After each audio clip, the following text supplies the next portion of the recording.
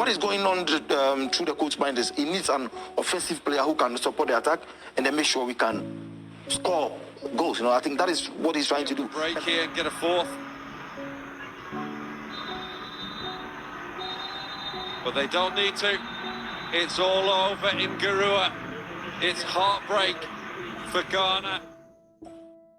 In an interview after Ghana's abysmal performance in the last AFCON, the captain of the Black Stars said, "We are Ghana and we will be back." And indeed, the Black Stars are back at the AFCON. A fresh start, a clean slate. But can the Black Stars actually make history this time? Like every other competition on the African continent, the Black Stars of Ghana go into this AFCON, which will be held in the Ivory Coast, as one of the favourites.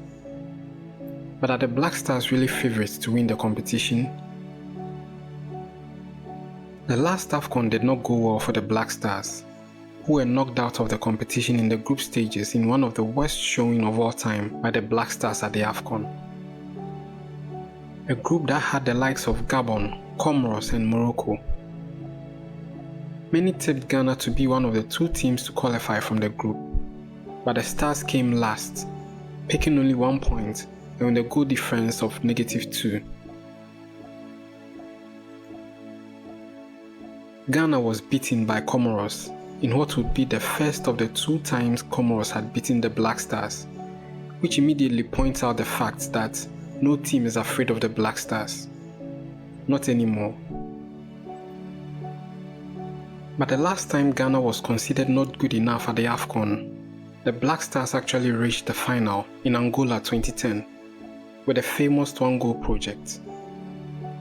Asamoah Gyan leading the lines and the likes of Kwadwo Asamoah and Andre Ayew helping out in what was arguably one of the youngest sides the Black Stars had ever fielded at the AFCON. Asamoah Gyan is no more around to carry the team on his shoulders, and there is growing concern that the current crop of players are not good enough when it comes to putting the ball at the back of the net. This is a team in which the last time they scored more than 2 goals in an official competition was the last World Cup, which was held in Qatar. A game played on the 28th of November 2022 against South Korea, in which the Black Stars won by 3-2. The Black Stars are blessed with many forward liners: Inaki Williams, Antoine Semenyo, Andre Ayew, Jordan Ayew, Mohamed Kudus and many others. Yet, for many games now, Ghana seems to be struggling with scoring goals. And as usual, many people are quick to blame Coach Chris Hughton, citing his reluctance to change his favourite tactics of always playing with 2 holding midfielders. But there is one critical issue that may as well be contributing to our forwards not being able to put the ball at the back of the net as frequently as the fans would want them to. And that has to do with the roles that our players are playing in their various clubs at the moment. For instance, Mohamed Kudus, Inaki Williams and Antoine Semenyo are predominantly being deployed on the right wing for West Ham, Atletico Bilbao and Bournemouth respectively, which means about 80% of our forward liners are all being used on the right wing, which I believe causes a bit of an imbalance in the Black Stars. And with the kind of system Coach Chris Hughton likes playing, Ghana needs an arrowhead, a target man. At the moment, all we have are wingers, but no matter how deadly they are, we need someone who has the desire to always get into the box and into a position to score.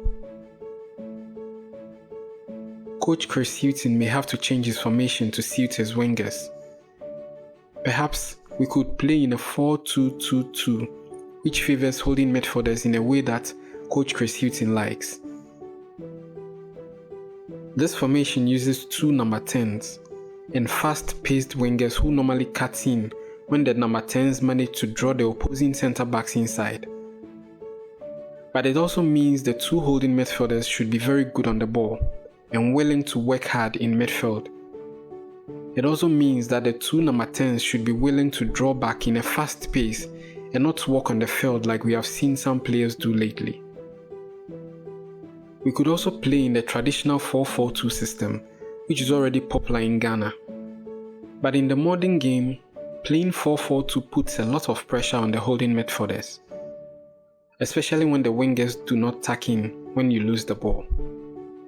The Black Stars may have to be dynamic in their way of play and not underrate any team that they come across. It's been a long time the Black Stars won any trophy at all, but if this is to be the one that Ghana wins, then we still have a long way to go. Because you cannot win a competition without scoring enough goals. And considering how the Black Stars keep conceding in almost every game that the team plays, Ghana will need to score a lot more to see this dream come true.